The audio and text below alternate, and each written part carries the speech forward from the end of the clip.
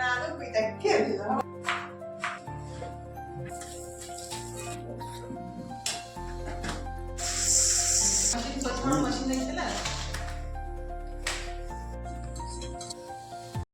ನಮಸ್ಕಾರ ಎಲ್ಲರಿಗೂ, ಬೆಳಗಿನ ಶುಭೋದಯ ರೀ. ಎಲ್ಲರೂ ಹೆಂಗದಿರಿ? ಆರಾಮದಿರೇನು? ನಾವು ಆರಾಮದೀವಿ ನೋಡ್ರಿ. ನೀವು ಎಲ್ಲರೂ ಆರಾಮದ್ರಿ ಅಂತ ಭಾವಿಸ್ತಾ ಇವತ್ತಿನ ಲಾಗ್ನ ಸ್ಟಾರ್ಟ್ ಮಾಡೋನು ಬರ್ರಿ. ಇವತ್ತು ಸೋಮವಾರ, ಬೆಳಗ್ಗೆ ಟೈಮ್ 8 ಗಂಟೆ ಆಗಿ 20 ನಿಮಿಷ ಆಗೈತೆ ನೋಡ್ರಿ.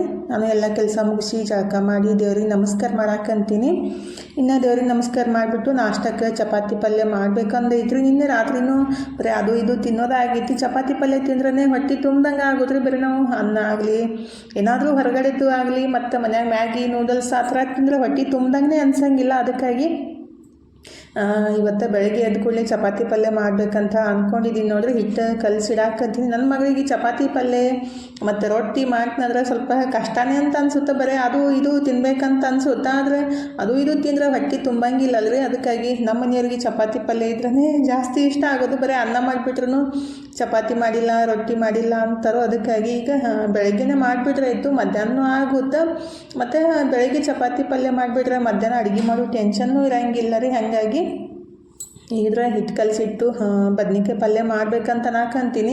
2 ವಾರ ಆಗುತ್ತೆ ರೀ. ನಾಳೆ ಬುಧವಾರಕ್ಕೆ ಕಾಯಿಪಲ್ಯ ತಂದುಬಿಟ್ಟು ಇನ್ನೂ ಕಾಯಿಪಲ್ಯ ಹಂಗೆ ಐತಿ. ಬರೀ ಅದು ಇದು ಮಾಡಿಬಿಟ್ರೆ ಏನೈತಿಲ್ಲ, ಕಾಯಿಪಲ್ಯನೂ ಖರ್ಚಾಗಂಗಿಲ್ಲ. ಮನು ಇದ್ರೆ ಕಾಯಿಪಲ್ಯ ಜಾಸ್ತಿ ಖರ್ಚಾಗ್ತೈತ್ರಿ. ಅವನಿಗೆ ರೊಟ್ಟಿ ಪಲ್ಯ ಚಪಾತಿ ಇಂಥವು ಜಾಸ್ತಿ ಬೇಕಾಗ್ತಾವೆ.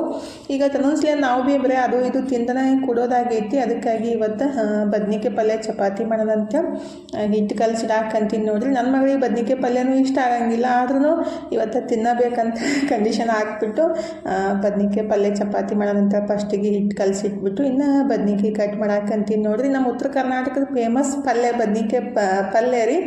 ಎಲ್ಲರಿಗೂ ಇಷ್ಟ ಆಗುತ್ತೆ. ಆದ್ರೆ ನನ್ನ ಮಗಳಿಗೆ ಮಾತ್ರ ಇಷ್ಟ ಆಗಂಗಿಲ್ಲ ಅಷ್ಟೊಂದು. ಮತ್ತು ನಿನ್ನೆ ತನ್ನ ಬರ್ತಡೇಗೆ ಭಾಳ ಜನ ವಿಶ್ ಮಾಡಿದ್ರಿ. ಎಲ್ಲರಿಗೂ ಥ್ಯಾಂಕ್ ಯು ಸೋ ಮಚ್ ರೀ. ಈಗಿದ್ರೆ ಬದ್ನಿಕಾಯಿ ಪಲ್ಯ ಮಾಡೋದಂತ ಫಸ್ಟಿಗೆ ಒಂದು ಬುಟ್ಟಿ ಒಳಗೆ ನೀರು ತೊಗೊಂಡು ಅದನ್ನ ಸ್ವಲ್ಪ ಉಪ್ಪು ಹಾಕಿಬಿಟ್ಟು ಕಟ್ ಮಾಡಿ ಹಾಕಿಡ್ಬೇಕಾಗುತ್ತೆ ರೀ. ಇಲ್ಲಾಂದ್ರೆ ಅದು ಒಗರು ಹತ್ತಕ್ಕೆ ಸ್ಟಾರ್ಟ್ ಆಗುತ್ತೆ. ಉಪ್ಪೊಳಗೆ ಹಾಕಿಡ್ಲಿಕ್ಕಂದ್ರೆ ಒಂದು 2-3 ನಿಮಿಷ ಆದ್ರೂ ನೀರೊಳಗೆ ಹಾಕಿಟ್ಟನೆ ಪಲ್ಯ ಮಾಡ್ಕೋಬೇಕಾಗುತ್ತೆ. ಆಲ್ಮೋಸ್ಟ್ ಎಲ್ಲರಿಗೂ ಗೊತ್ತಿದ್ದೇ ಇರೋದ್ರಿ. ಎಲ್ಲರೂ ಅದೇ ಥರ ಮಾಡೋದು. ಆದರೆ ಬದ್ನಿಕಾಯಿ ತಂದು ಒಂದು ವಾರ ಆದ ಕೂಡಲೇ ಅದ್ರೊಳಗಿನ ಬೀಜೆಲ್ಲ ಕಪ್ಪಾಗಕ್ಕೆ ಸ್ಟಾರ್ಟ್ ಆಗ್ತಾವ್ರಿ. ಇವಾಗೂ ಅಷ್ಟೇ ನಾನು ಬದ್ನಿಕಾಯಿ ಕಟ್ ಏನು ಮಾಡಾಕಂತೀನಿಲ್ಲ, ಒಳಗಡೆ ಬೀಜ ಕಪ್ಪು ಆಗಿಬಿಟ್ಟವು. ಅಂದ್ರೆ ತಂದುಬಿಟ್ಟು 10-12 ದಿವಸ ಆಗಿ ಹೋಗೈತ್ರಿ. ಅಂದರೆ ನಾಳೆ ಇವತ್ತು ಸೋಮವಾರ, ಮಂಗಳವಾರ, ಬುಧವಾರಕ್ಕೆ 15 ದಿವಸ ಆಗುತ್ತೆ. ಅಂದರೆ 2 ವಾರ ಆಗುತ್ತೆ. ಹಾಗಾಗಿ ಬದ್ನಿಕಾಯಿ ಒಳಗಿನ ಬೀಜ ಎಲ್ಲ ಕಪ್ಪಾಗಿತ್ತು. ಅದಕ್ಕೇನು ಆಗಂಗಿಲ್ಲ ರೀ. ವೇಸ್ಟ್ ಮಾಡೋಕ್ಕಿಂತ ಪಲ್ಯ ಸ್ವಲ್ಪ ಟೇಸ್ಟ್ ಕಮ್ಮಿ ಆಗುತ್ತೆ ರೀ. ಯಾವಾಗಲೂ ತರಕಾರಿ ಫ್ರೆಶ್ ಆಗಿದ್ದಾಗ ಸ್ವಲ್ಪ ಜಾಸ್ತಿ ಟೇಸ್ಟ್ ಆಗುತ್ತೆ. ಆದರೆ ಅನಿವಾರ್ಯ ಇರುತ್ತಲ್ಲ, ತಂದು ಇಟ್ಬಿಟ್ಟಿರ್ತೀವಿ, ವೇಸ್ಟ್ ಮಾಡೋಕ್ಕೂ ಮನಸ್ಸಿರಂಗಿಲ್ಲ. ಹಾಗಾಗಿ ಪಲ್ಯ ಮಾಡಿದ್ರೆ ಆಗುತ್ತೆ. ಅದಕ್ಕಾಗಿ ಬದ್ನಿಕಾಯಿ ಕಟ್ ಮಾಡಿಬಿಟ್ಟು ಈ ಕಡೆ ಟೊಮೆಟೊ ಉಳ್ಳಾಗಡ್ಡಿನೂ ಎಲ್ಲ ಕಟ್ ಮಾಡಿಬಿಟ್ಟು ಪಲ್ಯ ರೆಡಿ ಮಾಡಾಕಂತೀನಿ ನೋಡ್ರಿ. ನಮ್ಮ ಉತ್ತರ ಕರ್ನಾಟಕ ಕಡೆ ಅಂತೂ ಎಲ್ಲ ಫಂಕ್ಷನ್ ಒಳಗೆ ಬದ್ನಿಕಾಯಿ ಪಲ್ಯ ಅಂತೂ ಕಂಪಲ್ಸರಿ ಇರ್ತಿತ್ತು ರೀ. ಇವಾಗ ಸ್ವಲ್ಪ ಕಡಿಮೆ ಮಾಡ್ಯಾರ. ಅವಾಗಂತೂ ಕಂಪಲ್ಸರಿ ಬದ್ನಿಕಾಯಿ ಪಲ್ಯ ಚಪಾತಿ ಇದ್ದೇ ಇರ್ತಿತ್ತು ನೋಡ್ರಿ. ಆಲ್ಮೋಸ್ಟ್ ನಮ್ಮ ಕಡೆ ಇದ್ದವ್ರಿಗೆ ಎಲ್ಲರಿಗೂ ಗೊತ್ತಿದ್ದೇ ಇರುತ್ತೆ. ಬದ್ನಿಕಾಯಿ ಪಲ್ಯ ಅಂದರೆ ನಮ್ಮ ಉತ್ತರ ಕರ್ನಾಟಕ ಫೇವ್ರೇಟ್ ಪಲ್ಯ ರೀ. ಬದ್ನಿಕಾಯಿ ಹೋಳ್ಗಾಯಿ ಮಾಡಿದ್ರು ಅಷ್ಟೇ, ಅಡ್ಗಾಯಿ ಮಾಡಿದ್ರು ಅಷ್ಟೇ, ಅದು ಎಲ್ಲರಿಗೂ ಇಷ್ಟ ಆಗುತ್ತೆ. ನಮ್ಮ ಮನೆಯವರಿಗಂತೂ ಬದ್ನಿಕಾಯಿ ಪಲ್ಯ ಶೇಂಗಾ ಸಾರು ಇದ್ಬಿಟ್ರೆ ಅಮೃತ ಇದ್ದಂಗೆ ನೋಡ್ರಿ, ಅಷ್ಟು ಇಷ್ಟಪಡ್ತಾರೋ. ಈಗಿದ್ರೆ ನಾನು ಬದ್ನಿಕಾಯಿ ಪಲ್ಯಕ್ಕೆ ಸಿಂಪಲ್ಲಾಗಿ ಒಗ್ಗರಣೆನೂ ಹಾಕಿಬಿಟ್ಟು, ಅಂದರೆ ಆ್ಯಕ್ಚುಲಿ ಇದಕ್ಕೆ ಮಸಾಲೆ ಖಾರ ಹಾಕಿಬಿಟ್ರೆ ಜಾಸ್ತಿ ಟೇಸ್ಟ್ ಆಗೋದು. ಮಸಾಲೆ ಖಾರ ಖಾಲಿ ಆಗೈತ್ರಿ, ಮಾಡಿಸ್ಬೇಕಾಗೈತಿ. ಮಾಡಿಸೋದನ್ನ ಆಗಲಾಗೈತಿ. ತಿಂಗಳು ಎಷ್ಟೊತ್ತಿದ್ರೂ ಮಾಡಿಸ್ಲೇಬೇಕು. ನಮ್ಮ ಮನೆಯವರಿಗೆ ಕೆಂಪು ಖಾರದ ಪುಡಿ ಹಾಕಿ ಮಾಡಿಬಿಟ್ರೆ ಬಂಗಿ ಪುಡಿ ಹಾಕಿಬಿಟ್ಟು ಮಾಡಿದ್ದ ಅಂತ ಬಯಕ್ಕೆ ಸ್ಟಾರ್ಟ್ ಮಾಡಿಬಿಡ್ತಾರೋ. ಹಾಗಾಗಿ ತಿಂಗಳು ಎಷ್ಟೊತ್ತಿದ್ರೂ ಮಾಡಿಸ್ಬೇಕು. ಯಾವಾಗಲೂ ಅಡ್ವಾನ್ಸನ್ನ ಮಾಡಿಸ್ತಿದ್ದೆ ರೀ ಇದ್ದಾಗನ. ಆದರೆ ಈ ಸಲ ಸ್ವಲ್ಪ ಲೇಟನ ಆಯಿತು, ಮಾಡ್ಸಕ್ಕನೇ ಆಗಿಲ್ಲ. ಇದ್ರ ಬದ್ನಿಕಾಯಿ ಪಲ್ಯಕ್ಕೆಲ್ಲ ಹಾಕಿಬಿಟ್ಟು ಒಗ್ಗರಣೆ ಹಾಕಿ ಸ್ವಲ್ಪ ಕೆಂಪು ಖಾರದ ಪುಡಿ, ಧನಿಯಾ ಪುಡಿ, ಗರಂ ಮಸಾಲ ಹಾಕಿಬಿಟ್ಟನೆ ಮಾಡಿದ್ದು.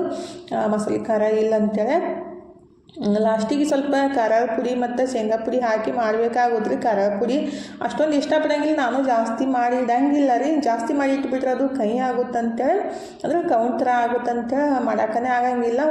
ಖಾರ ಅದಾವು, ಆದರೆ ಹುರಿದು ಪುಡಿ ಮಾಡಿ ಹಾಕೋಕ್ಕಾಗಲಿಲ್ಲ. ಬರೀ ಶೇಂಗಾದ ಪುಡಿ ಅಷ್ಟೇ ಹಾಕಿಬಿಟ್ಟು ಪಲ್ಯ ರೆಡಿ ಮಾಡಿಟ್ಟೆ ನೋಡ್ರಿ. ಆಲ್ಮೋಸ್ಟ್ ನಮ್ಮ ಕಡೆ ಎಲ್ಲರೂ ಬದ್ನಿಕಾಯಿ ಪಲ್ಯಕ್ಕೆ ಮತ್ತು ಅವ್ರಿಕಾಯಿ ಪಲ್ಯಕ್ಕೆ ಏನಂತಾರೋ ಖಾರ ಪುಡಿ ಹಾಕ್ತಾರೆ. ನಾನೇ ಸ್ವಲ್ಪ ಕಮ್ಮಿ ಯೂಸ್ ಮಾಡೋದು, ಅಂದ್ರೆ ಮಕ್ಕಳಿಗೆ ಇಷ್ಟ ಆಗಂಗಿಲ್ಲ ಅಂತೇಳಿ ಬಿಟ್ಟಿರ್ತೀನಿ ಅಷ್ಟೇ. ನನಗೆ ಮತ್ತು ನಮ್ಮ ಮನೆಯವ್ರಿಗೆ ಇಷ್ಟ ಆಗುತ್ತೆ. ಆದರೆ ನನ್ನ ಮಗಳಿಗೆ ಸ್ವಲ್ಪ ಖಾರ ಪುಡಿ ಹಾಕಿಬಿಟ್ರೆ ಅಷ್ಟೊಂದು ಇಷ್ಟ ಆಗಿಲ್ಲ, ಮನೆಗೂ ಇಷ್ಟ ಆಗಂಗಿಲ್ಲ ರೀ. ಆದರೆ ಖಾರ ತಿನ್ನಬೇಕು, ಆರೋಗ್ಯಕ್ಕೆ ಒಳ್ಳೆಯದು. ಆದರೆ ಮಕ್ಕಳು ಮಾತ್ರ ಕೇಳಂಗೆ ಇಲ್ಲ ರೀ. ಒಂದೊಂದು ಸಲ ಹಾಕಿರ್ತೀನಿ, ಆದರೆ ಸ್ವಲ್ಪ ಸೆಟ್ಕೊಂಡಂಗೆ ಮಾಡಿ ತಿಂತಾರು. ಈಗಿದ್ರೆ ಅಡುಗೆನೂ ಮಾಡಿಬಿಟ್ಟು ನಾನು ಊಟ ಮುಗಿಸ್ಬಿಟ್ಟು, ಅಂದರೆ ಬಿಸಿ ಚಪಾತಿ ಪಲ್ಯ ಒಂದು ಊಟ ಮಾಡಿ, ನಿನ್ನೆ ಸ್ವಲ್ಪ ಕಡ್ಲೆಬೇಳೆ ಮತ್ತು ಹುರುಳಿ ತೊಗರಿಬೇಳೆ ತಂದಿದ್ದೆ ರೀ. ಅವನು ಹಾಗೆ ಇಟ್ಬಿಟ್ರೆ ಏನಿಲ್ಲ, ಒಂದೊಂದು ಹುಸಿ ಅದು ಇದ್ದಿದ್ದು ಅಂದರೆ ಜಾಸ್ತಿ ಆಗ್ಬಿಡ್ತಾವೆ. ಅದಕ್ಕಾಗಿ ಯಾವಾಗಲೂ ತಂದು ಕೂಡಲೇ ಸ್ವಲ್ಪ ಬಿಸಿಲಿಗಿಟ್ಟು ಕೇರಿ ಡಬ್ಬಿಗೆ ಹಾಕಿ ಇಟ್ಕೊಂಡ್ಬಿಟ್ರೆ ಬೇಕಂದಾಗ ಯೂಸ್ ಆಗುತ್ತೆ. ಮತ್ತು ಜಲ್ದಿ ಹಾಳಾಗಂಗಿಲ್ಲ. ನಾವು ತಂದು ಮಾರ್ಕೆಟಿಂದ ತಂದು ಹಂಗೆ ಡಬ್ಬಿಗೆ ಹಾಕಿ ಇಟ್ಬಿಟ್ರೆ ಏನಿಲ್ಲ ನುಸಿ ಆಗೋ ಚಾನ್ಸ್ ಇರುತ್ತೆ. ಅದಕ್ಕಾಗಿ ನಾನು ಸ್ವಲ್ಪ ಬಿಸಿಲಿಗೆ ಹಾಕಿ ಕೇರ್ ಇಡೋಣಂತೆ ಇಡಾಕಂತೀನಿ ನೋಡಿರಿ. ಒಂದು 3 kg ಕಡ್ಲೆಬೇಳೆ ಅದಾವೆ, 1-2 kg ಹಿಟ್ಟು ಮಾಡಿಸ್ಕೊಂಬರಕ್ಕಾಗುತ್ತೆ. ಅಂದ್ರೆ ಮನೆಯೊಳಗನ್ನ ಹಿಟ್ಟು ಮಾಡಿಸ್ಕೊಂಬಂದ್ಬಿಟ್ರೆ ಬೆಸ್ಟ್ ಆಗುತ್ತೆ. ಹೊರಗಡೆ ಇದ್ರೆ ಅದು ಅಷ್ಟೊಂದು ಸರಿ ಇರಲ್ಲ, ಹಿಟ್ಟೆಲ್ಲ ಮಿಕ್ಸ್ ಆಗಿರ್ತೈತಿ. ಅದಕ್ಕಾಗಿ ಮತ್ತು ಹುರ್ಲಿನೂ ಅಷ್ಟೇ ರೀ. ನನಗೆ ಹುರ್ಲಿನ ಹಿಟ್ಟು ಮಾಡಿಸ್ಕೊಂಡು ಗಂಜಿ ಮಾಡಿ ಕುಡಿಯೋಕೆ ಜಾಸ್ತಿ ಇಷ್ಟ ಆಗುತ್ತೆ. ಆದರೆ ಮನ್ಯಾಗ ಯಾರೂ ಇಷ್ಟಪಡೋಂಗಿಲ್ಲ ಅಂತೇಳಿ ಒಬ್ಬರು ಸಿಲಿಂದ ಮಾಡ್ಕೊಳ್ಳೋದನ್ನೇ ಆಗಂಗಿಲ್ಲ. ಈ ಸಲ ಅದನ್ನೇ ಕೇಳಾಕತ್ತಿದ್ದೆ ನಮ್ಮ ಮನೆಯವ್ರಿಗೆ. ಹುರ್ಲಿನ ಸ್ವಲ್ಪ ನೆನೆಸಿ ಮೊಳಕೆ ಹಾಯಿಸಿ ಆಮೇಲೆ ಅವನ್ನ ಒಣಗಿಸ್ಬಿಟ್ಟು ಸ್ವಲ್ಪ ಹುರಿದು ಹಿಟ್ಟು ಮಾಡಿಸ್ಕೊಂಬಂದು ಗಂಜಿ ಮಾಡಬೇಕ್ರಿ ಡೈಲಿ ಬೆಳಗ್ಗೆ ಅಥವಾ ಸಂಜೆ ಮುಂದಾಗ. ರಾತ್ರಿ ಊಟದ ಬದಲಿ ಒಂದು ಗ್ಲಾಸ್ ಗಂಜಿ ಕುಡಿದ್ಬಿಟ್ರೆ ಹೊಟ್ಟೆನೂ ಶಾಂತಿ ಇರುತ್ತೆ ಮತ್ತು ನಮಗೂ ದೇಹಕ್ಕೆ ಬೇಕಾಗಿದ್ದ ವಿಟಮಿನ್ ಎಲ್ಲ ಸಿಗುತ್ತಲ್ಲ. ಹಾಗಾಗಿ ಅದನ್ನೇ ಹೇಳಾಕತ್ತಿದ್ದೆ. 1 kg ಅಷ್ಟು ಅದು ಮೊಳಕೆ ಹಾಯಿಸಿ ಹಿಟ್ಟು ಮಾಡಿಸ್ಕೊಂಬರ್ಬೇಕು. ಸ್ವಲ್ಪ ರಾಗಿ ಮತ್ತು ಹುರುಳಿ ಕೂಡಿಸ್ಬಿಟ್ಟು ಅಂಥೇಳಿ ಎಲ್ಲನೂ ತೆಗೆದು ಬಿಸಿಲಿಗೆ ಹಾಕಿಟ್ಟೆ ರೀ. ಮತ್ತು ಥಂಡಿ ಹತ್ತಾಕತ್ತಿತ್ತು, ಅದಕ್ಕಾಗಿ ಚಹಾ ಅಷ್ಟು ಮಾಡ್ಕೊಂಡು ಕುಡಿದ್ರಾಯ್ತಂತ ಚಾನೂ ರೆಡಿ ಮಾಡಿ ನಮ್ಮ ಮನೆಯವ್ರಿಗೆ ಕೊಟ್ಟು ನಾನು ಕುಡಿಯಾಕಂತೀನಿ ನೋಡಿದ್ರೆ ಟೈಮ್ 10:30 ಆಗಿ ಬಂದಿತ್ತು. ಇವಾಗಂತೂ ಚಂತನ ಚಹಾ ಕುಡಿಬೇಕಂತ ಅನ್ಸುತ್ತೆ ರೀ. ಚಹಾ ಕುಡಿದ್ಬಿಟ್ರೆ ಮತ್ತು ಆರೋಗ್ಯನೂ ಹಾಳಾಗುತ್ತೆ. ಅಂದರೆ ಜಾಸ್ತಿ ಚಹಾ ಕುಡಿದ್ಬಿಟ್ರೆ ಪಿತ್ತ ಆಗುತ್ತಲ್ಲ. ಹಾಗಾಗಿ ಬಿಸ್ಕೆಟ್ನೂ ಜಾಸ್ತಿ ಅದಾವೆ ರೀ. ಅಂದರೆ ನಾವು ಮೊನ್ನೆ ಮಾರ್ಕೆಟ್ಗೆ ಹೋದಾಗ ತಂದೀವಿ. ನಮ್ಮ ತಂಗಿನೂ ಒಂದು 4-5 ಪ್ಯಾಕೆಟ್ ತಂದಾಳು. ಹಾಗಾಗಿ ಜಾಸ್ತಿ ಬಿಸ್ಕೆಟ್ ಅದಾವೆ. ಇನ್ನು ಒಂದು 4-5 ದಿವಸ ಸ್ವಲ್ಪ ಜಾಸ್ತಿ ತಿಂದ್ಬಿಟ್ಟು ಖಾಲಿ ಮಾಡಿಬಿಡ್ಬೇಕು. ಇಲ್ಲಾಂದರೆ ನನ್ನ ಮಗಳು ಡೈಲಿ ಅದನ್ನೇ ತಿನ್ನೋಕೆ ಸ್ಟಾರ್ಟ್ ಮಾಡಿಬಿಡ್ತಾಳೆ. ಅದಕ್ಕಾಗಿ ನಾನು ಮತ್ತು ನಮ್ಮ ಮನೆಯವರು ಬಿಸ್ಕೆಟ್ ತಿಂದ್ಬಿಟ್ಟು ಈಗಲೂ ಬಂದ ಕೂಡಲೇ ಬಿಸ್ಕೆಟ್ ಏನು ಮಾಡಿರಿ ಅಂದರೆ ದೊಡ್ಡ 2 ಪ್ಯಾಕೆಟ್ ತಂದಿತ್ತಲ್ರಿ. ಒಂದು ಪ್ಯಾಕೆಟ್ ನಾನು ಎತ್ತಿಟ್ಟಿದ್ದೆ ಸುಮ್ಮನೆ ಜಾಸ್ತಿ ತಿಂತಾಳೆ ಅಂತೇಳಿ. ಅದಕ್ಕಾಗಿ ಬಂದ ಕೂಡಲೇ ಹೇಳಾಕತ್ತಿದ್ಲು, ಒಂದೇ ಪ್ಯಾಕೆಟ್ ಐತಿ ಮಮ್ಮಿ, ಇನ್ನೂ ಒಂದು ಪ್ಯಾಕೆಟ್ ಎಲ್ಲೇ ಐತಿ ಅಂತ ಅಂದ್ಲು. ನಾನು ನಾಯಿಗೆಲ್ಲ ಹಾಕಿಬಿಟ್ಟೆ ಅಂತ ಅಂದ ಕೂಡಲೇ ಇಲ್ಲ ನನಗೆ ಗೊತ್ತಿಲ್ಲ, ನಂಗೆ ಮತ್ತೆ ಹೊಸ ತಂದು ಕೊಡ್ಬೇಕು ನೋಡಂತ ಅನ್ನಾಕತ್ತಿದ್ಲು.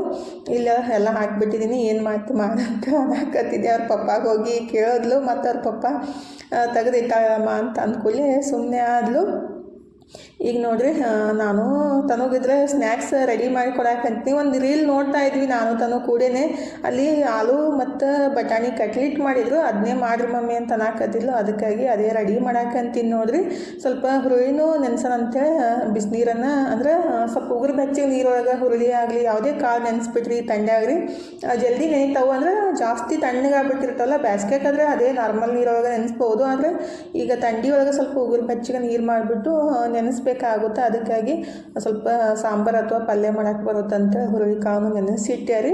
ಅಂದರೆ ಇವತ್ತು ನೆನೆಸ್ಬಿಟ್ರೆ ನಾಳೆ ನೀರು ತೆಗೆದಿಡಬೇಕು. ಅಂದರೆ 1-2 ದಿವಸ ಟೈಮ್ ಬೇಕಾಗುತ್ತೆ. ಹುರುಳಿ ಜಲ್ದಿ ಮೊಳಕೆ ಬರೋಂಗಿಲ್ಲ. ಹಾಗಾಗಿ ಈಗಿರೋ ಹುರುಳಿ ನೆನೆಸಿಟ್ಬಿಟ್ಟು ಆಲೂ ಬಟಾಣಿ ಕಟ್ಲಿಟ್ ರೆಡಿ ಮಾಡಾಕಂತೀನಿ ನೋಡ್ರಿ. ಆ್ಯಕ್ಚುಲಿ ಇದನ್ನ ಶಾಲೋ ಫ್ರೈ ಆದರೂ ಮಾಡ್ಕೋಬೋದು, ಡೀಪ್ ಫ್ರೈ ಆದ್ರೂ ಮಾಡ್ಕೋಬೋದು. ಇಲ್ಲಾಂದ್ರೆ ಇದನ್ನ ಡೀಪ್ ಫ್ರೈ ಮಾಡಿಬಿಟ್ಟು ಪಾವ್ ಸಂಗಟ್ ತಿಂದ್ರೂ ಆಗುತ್ತೆ. ಈಗಿದ್ರೆ ನಾನು 1-2 ಉಳ್ಳಾಗಡ್ಡಿ ಮತ್ತು 1-4 ಬಟಾಟಿನ ಕುದಿಸಿ ತೊಗೊಂಡಿದ್ದೀನಿ ರೀ. ಅದನ್ನೆಲ್ಲ ಉಳ್ಳಾಗಡ್ಡಿ ಮತ್ತು ಬಟಾಟಿ ಸ್ವಲ್ಪ ಮ್ಯಾಶ್ ಮಾಡಿ ಹಾಕಿದ್ದೀನಿ. ಸ್ವಲ್ಪ ಧನಿಯಾ ಪುಡಿ, ಜೀರಿಗೆ ಪುಡಿ ಮತ್ತು ಗರಂ ಮಸಾಲ, ಅರಿಶಿನ ಪುಡಿ, ಇಂಗು ಮತ್ತು ಸ್ವಲ್ಪ ಕಸೂರಿ ಮೆಂತಿ ಮತ್ತು ಪುದೀನ ಮತ್ತು ಕೊತ್ತಂಬರಿ ಹಾಕಬೇಕಾಗುತ್ತೆ ರೀ. ನನ್ನ ಕಡೆ ಹಸಿದು ಇದ್ದಿದ್ದಿಲ್ಲ ಅಂತ ನಾನು ಒಣಗಿಸ್ಬಿಟ್ಟು ಇಟ್ಟಿದ್ದೆ. ಅದನ್ನೇ ಸ್ವಲ್ಪ ಹಾಕಿದ್ದೀನಿ. ಎಲ್ಲನೂ ಸ್ವಲ್ಪ ಹಾಕಿಬಿಟ್ಟು ಖಾರಕ್ಕೆ ಎಷ್ಟು ಬೇಕಲ್ಲ ಅಷ್ಟು ಮೆಣಸಿನ್ಕಾಯಿ ಆದರೂ ಹಾಕ್ಬೋದು, ಇಲ್ಲ ಖಾರದ ಪುಡಿ ಆದ್ರೂ ಹಾಕ್ಬೋದು ರೀ. ಹೀಗಿದ್ರೆ ನಾನು ಖಾರಕ್ಕೆ ಎಷ್ಟು ಬೇಕಲ್ಲ ಅಷ್ಟು ಕೆಂಪು ಖಾರದ ಪುಡಿ ಹಾಕಿದ್ದೀನಿ. ಮತ್ತು ಅವು ಬಟಾಣಿ ತಂದುಬಿಟ್ಟು ಫ್ರಿಜ್ ಒಳಗೆ ಇಟ್ಟಿರ್ತೀನಿ. ಅಂದರೆ ನೀರೊಳಗೆ ಹಾಕಿಬಿಟ್ಟು ಒಂದು 5 ನಿಮಿಷ ಆಮೇಲೆ ಮಿಕ್ಸಿಗೆ ಹಾಕಿ ಅದ್ರ ನೀರೆಲ್ಲ ತೆಗೆದ್ಬಿಟ್ಟು ಮಿಕ್ಸಿಗೆ ಹಾಕಿ ತರಿಯಾಗಿ ಈ ಥರ ಪೇಸ್ಟ್ ಮಾಡಿ ತೊಗೋಬೇಕಾಗುತ್ತೆ ರೀ. ಇಲ್ಲಾಂದ್ರೆ ಹಂಗೆ ಸ್ವಲ್ಪ ಕೈಗೆ ಮ್ಯಾಶ್ ಮಾಡಿಬಿಟ್ಟು ಅದನ್ನು ಹಾಕ್ಬೋದು. ಅಂದರೆ ಬೆನ್ಸಾಕೆ ಹೋಗಿಲ್ಲ ರೀ. ಹಂಗೆ ಮಿಕ್ಸಿಗೆ ಹಾಕಿಬಿಟ್ಟು ಸ್ವಲ್ಪ ತರಿ ಪೇಸ್ಟ್ ಮಾಡಿ ಇದಕ್ಕೆ ಹಾಕಿದ್ದೀನಿ. ಒಂದೆರಡು ಚಮಚದಷ್ಟು ಕಡಲೆ ಹಿಟ್ಟು ಅಥವಾ ಒಂದೆರಡು ಚಮಚದಷ್ಟು ಕಾರ್ನ್ಫ್ಲೋರ್ ಹಾಕಿಬಿಟ್ಟು ಚಲೋತ್ನಾಗೆ ಮಿಕ್ಸ್ ಮಾಡಿಬಿಟ್ಟು ಈ ಥರ ಕಟ್ಲೆಟ್ ಮಾಡಿಬಿಟ್ಟು ಇದಕ್ಕೆ ಬ್ರೆಡ್ ಕ್ರಮ್ಸ್ ಇದ್ರೆ ಅದನ್ನ ಮ್ಯಾಲೆ ಕೋಟ್ ಮಾಡಿಬಿಟ್ಟು ಡೀಪ್ ಫ್ರೈ ಅಥವಾ ಶಾಲೋ ಫ್ರೈ ಮಾಡಿಬಿಟ್ರೆ ಇನ್ನೂ ಬೆಸ್ಟ್ ಆಗುತ್ತೆ. ನನ್ನ ಕಡೆ ಬ್ರೆಡ್ ಕ್ರಮ್ಸ್ ಇದ್ದಿತ್ತಿಲ್ಲ ಅಂದರೆ ಬ್ರೆಡ್ ಇದ್ರೆ ಮಿಕ್ಸಿ ಹಾಕಿಬಿಟ್ಟು ಅದನ್ನ ಮ್ಯಾಲೆ ಹಚ್ಬಿಟ್ಟು ಶಾಲೋ ಫ್ರೈ ಅಥವಾ ಡೀಪ್ ಫ್ರೈ ಮಾಡಿಬಿಟ್ರೆ ಮಸ್ತಾಗಿ ಕಟ್ಲೆಟ್ ರೆಡಿ ಆಗುತ್ತೆ ನೋಡಿರಿ. ಬರ್ಗರ್ ಮಾಡೋಕ್ಕೂ ಇದನ್ನೇ ಯೂಸ್ ಮಾಡ್ಬೋದು. ನಾನು ಇವತ್ತು ಆ ಥರ ಏನು ಮಾಡೋಕ್ಕಂತಿಲ್ಲ ರೀ, ಜಸ್ಟ್ ಶಾಲೋ ಫ್ರೈ ಮಾಡಿಬಿಟ್ಟು ಮೇಲೆ ಸ್ವೀಟ್ ಚಟ್ನಿ ಅಥವಾ ಗ್ರೀನ್ ಚಟ್ನಿ ಇಲ್ಲ ಟೊಮೊಟೊ ಸಾಸ್ ಹಾಕ್ಕೊಂಡು ತಿಂದುಬಿಟ್ರೆ ಸಂಜೆ ಮುಂದಾಗಿನ ಸ್ನ್ಯಾಕ್ಸ್ ರೆಡಿ ಆಗುತ್ತೆ ನೋಡಿರಿ. ಮಕ್ಕಳು ಕೇಳಿದ್ಮೇಲೆ ಏನಾದರೂ ಒಂದು ಸ್ವಲ್ಪ ಡಿಫ್ರೆಂಟಾಗಿದ್ದು ಮಾಡಿಕೊಟ್ರೆ ಅವರಿಗೆ ಖುಷಿ ಆಗುತ್ತೆ, ನಮಗೂ ಖುಷಿ ಆಗುತ್ತೆ. ಅದಕ್ಕಾಗಿ ಈ ಥರ ಎಲ್ಲ ರೆಡಿ ಮಾಡಿ ಇಟ್ಬಿಟ್ಟು ಈಗ ನಾನು ದೋಸೆ ತವಿ ಮೇಲೆ ಸ್ವಲ್ಪ ಎಣ್ಣೆ ಹಾಕಿಬಿಟ್ಟು ಎರಡೂ ಕಡೆ ಸ್ವಲ್ಪ ಶಾಲೋ ಫ್ರೈ ಮಾಡ್ಕೊಂಬಿಟ್ರಾಯ್ತು. ಅಂದರೆ ಜಾಸ್ತಿ ಎಣ್ಣೆ ಹಾಕಿ ಡೀಪ್ ಫ್ರೈ ಮಾಡಿಬಿಟ್ರೆ ಟೇಸ್ಟ್ ಇನ್ನೂ ಜಾಸ್ತಿ ಆಗುತ್ತೆ. ಆದರೆ ಈ ಥರ ಮಾಡಿಬಿಟ್ರೆ ಎಣ್ಣೆ ಸ್ವಲ್ಪ ಕಡಿಮೆ ಆಗುತ್ತೆ, ಅಂದರೆ ಜಾಸ್ತಿ ಎಣ್ಣೆ ತಿನ್ನೋದಾಗೈತೆ ಅಂತ ಈ ಥರ ಮಾಡಾಕತ್ತಿದ್ದು. ಮತ್ತು ಏನಂತಾರೆ ಏರ್ ಫ್ರೈಯರ್ ಅಥವಾ ನಿಮ್ಮ ಹತ್ರ OTG ಇದ್ರೆ ಅದ್ರೊಳಗೂ ಸ್ವಲ್ಪ ಎಣ್ಣೆನ ಸ್ಪ್ರೇ ಮಾಡಿಬಿಟ್ಟು ಅದನ್ನ ಬೇಕ್ ಮಾಡ್ಕೋಬೋದು. ಅಂದರೆ ಅದನ್ನ ಸ್ವಲ್ಪ ಕ್ರಿಸ್ಪಿಯಾಗಿ ಆಗ್ತವೆ ಈ ಥರ ಮಾಡೋಕ್ಕಿಂತ ರೀ.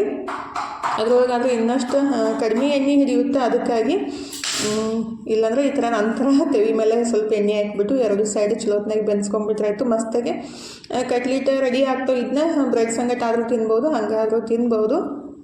ನನ್ನ ಮಗಳಿದ್ರೆ ಇವತ್ತು ಏನೇನೋ ಬೇರೆ ಬೇರೆ ದೇಶದ್ದೆಲ್ಲ ನೂಡಲ್ಸ್ ಬರೀ ಅದು ಇದು ಮಾಡೋಕ್ಕೆ ಟ್ರೈ ಮಾಡ್ತಾರೆ. ಇತ್ತೀಚಿನ ಮಕ್ಕಳಿಗಂತೂ ಇದೇ ಥರನೇ ಇಷ್ಟ ಆಗ್ತವೆ. ರೊಟ್ಟಿ ಚಪಾತಿ ಅಂದರೆ ಅಷ್ಟೊಂದು ಇಷ್ಟನೇ ಆಗಂಗಿಲ್ಲ ರೀ. ನಮ್ಮ ಮನೋಗಿದ್ರೆ ಅಷ್ಟೊಂದು ಈ ಥರ ಎಲ್ಲ ಊಟ ಮಾಡೋಕ್ಕೆ ಇಷ್ಟ ಆಗಂಗಿಲ್ಲ. ಅವನಿಗೆ ಚಪಾತಿ ರೊಟ್ಟಿ ಪನ್ನೀರ್ ಮತ್ತು ಕಾಜು ಮಸಾಲ ಮತ್ತು ಅಂಥವೆಲ್ಲ ಇಷ್ಟ ಆಗ್ತವೆ. ಮತ್ತು ರೊಟ್ಟಿ ಪುಂಡಿ ಪಲ್ಯ ಅಂಥವೆಲ್ಲ ಇಷ್ಟ ಆಗ್ತವೆ. ಆದರೆ ನನ್ನ ಮಗಳಿಗೆ ಬರೀ ಇಂಥವು ಸ್ನ್ಯಾಕ್ಸ್ ಇಷ್ಟ ಆಗ್ತಾವೆ ನೋಡಿರಿ. ನಾನು ಬೈತಾ ಇರ್ತೀನಿ.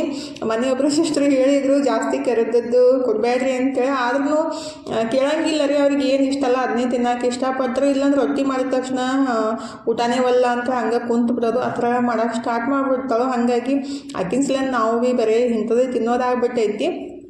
ಆ್ಯಕ್ಚುಲಿ ರೊಟ್ಟಿ ಮುಂದೆ ಯಾವ ಊಟನೂ ಅಲ್ಲಲ್ರಿ. ಹಾಗಾಗಿ ಅದನ್ನೇ ಹೇಳ್ತಾ ಇರ್ತೀನಿ. ನಾನು ಭೀ ಒಂದೊಂದ್ಸಲ ಸಿಟ್ಟು ಮಾಡ್ಕೊಂಬಿಟ್ಟು ರೊಟ್ಟಿನೂ ಮಾಡಿ ಇಟ್ಬಿಟ್ಟಿರ್ತೀನಿ. ಸ್ವಲ್ಪ ಜಾಸ್ತಿನೇ ಆಕಿಗೆ ಏನು ಬೇಕಲ್ಲ ಅದು ಮಾಡಿಕೊಡೋದು ನಮಗೆ ರೊಟ್ಟಿ ಪಲ್ಯ ಆಗುತ್ತೆ ಅಂತೇಳಿ. ಈಗಿದ್ರೆ ಅದನ್ನ ಶಾಲೋ ಫ್ರೈ ಮಾಡಿಬಿಟ್ಟು ಸ್ವಲ್ಪ ಸ್ವೀಟ್ ಚಟ್ನಿ ಮತ್ತು ಕಟ್ ಮಾಡಿದ ಉಳ್ಳಾಗಡ್ಡಿ ಮತ್ತು ಸ್ವಲ್ಪ ಗ್ರೀನ್ ಚಿಲ್ಲಿ ಸಾಸ್ ಹಾಕಿದ್ದೀನಿ ನೋಡಿರಿ. ಆ್ಯಕ್ಚುಲಿ ಗ್ರೀನ್ ಚಟ್ನಿ ಇದ್ರೆ ಸಖತ್ತಾಗಿರ್ತಿತ್ತು. ನಮ್ಮ ಮನೆಯವ್ರಿಗಿದ್ರೆ ಟೊಮೊಟೊ ಸಾಸ್ ಬೇಕಾಗಿತ್ತು, ಮಾಡಿಲ್ಲ ರೀ, ಮಾಡಬೇಕಾಗಿತ್ತು. ಟೊಮೊಟೊ ರೇಟು ಸ್ವಲ್ಪ ಜಾಸ್ತಿ ಆಗಿತ್ತಲ್ಲ, ಹಾಗಾಗಿ ಇನ್ಮೇಲೆ ಕಮ್ಮಿ ಆದರೆ ತಂದುಬಿಟ್ಟು ಮಾಡ್ಬೇಕಂತ ಐತಿ. ಅಂದರೆ ಹೊರಗಡೆದ್ದು ಟೊಮೊಟೊ ಸಾಸ್ ಯೂಸ್ ಮಾಡೋಕೆ ಅಷ್ಟೊಂದು ಇಷ್ಟ ಆಗಂಗಿಲ್ಲ. ಅದಕ್ಕಾಗಿ ನೆಕ್ಸ್ಟ್ ಟೈಮ್ ಮನ್ಯಾಗ ಮಾಡ್ತೀನಿ ರೀ ಅಂತ ಅಂದ್ಬಿಟ್ಟು ಈಗಿದ್ರೆ ಅದು ರೆಡಿ ಮಾಡಿದ್ದ ಆಲೂ ಟಿಕ್ಕಿ ಮತ್ತು ಸ್ವಲ್ಪ ಸ್ವೀಟ್ ಚಟ್ನಿ ಒಳಗಡೆ ಹಾಕ್ಕೊಂಡು ತಿನ್ನಾಕಂತೀವಿ ನೋಡ್ರಿ. ಇವತ್ತಿನ ವಿಡಿಯೋನು ಇಲ್ಲೇ ಮುಗಿಸೋನ್ರಿ. ಇವತ್ತಿನ ವಿಡಿಯೋ ಹೆಂಗೆ ಅನ್ನಿಸ್ತಂತ ಕಮೆಂಟ್ ಬಾಕ್ಸ್ ಒಳಗೆ ಹೇಳೋದು ಮರ್ಯಾಕೆ ಹೋಗಬೇಡ್ರಿ. ವಿಡಿಯೋ ಇಷ್ಟ ಆಗಿದ್ರೆ ಲೈಕ್ ಮಾಡಿ, ಶೇರ್ ಮಾಡಿ, ಸಬ್ಸ್ಕ್ರೈಬ್ ಮಾಡ್ಕೊಂಡು ಸಪೋರ್ಟ್ ಮಾಡಿರಿ. ಥ್ಯಾಂಕ್ ಯು ಫಾರ್ ವಾಚಿಂಗ್ ರೀ. ಬಾಯ್ ರೀ, ಎಲ್ಲರಿಗೂ ನಮಸ್ಕಾರ. ಹೋಗಿ ಬರ್ತೀವಿ.